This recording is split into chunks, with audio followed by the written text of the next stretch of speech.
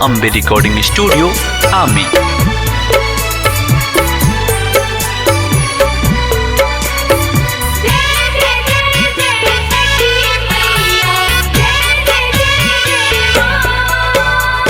कोसी भरावाइब अंगनवा हो, छठी मैया आई हो जरूर।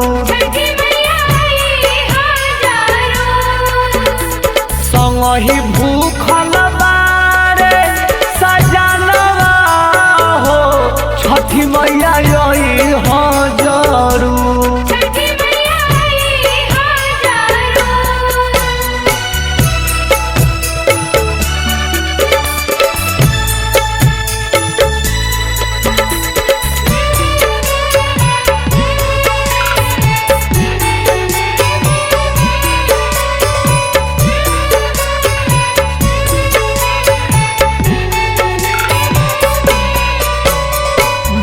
हो बाजावाई बजानवा हो, छठी मैया आई हो जरूर। हथिया पर जरी है दियानवा हो, छठी मैया आई हो जरूर।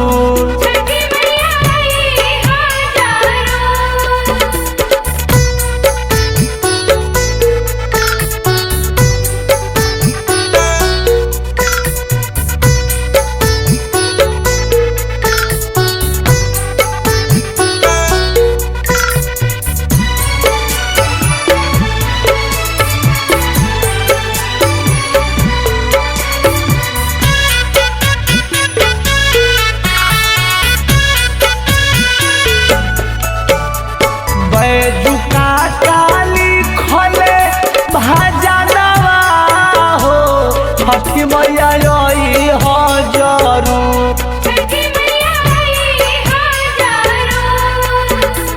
भोला भंडारी गावे गानवा हो, छठी मैया आई हो जरूर। कोसी भरावाइब अंगनवा हो, छठी मैया आई हो जरूर।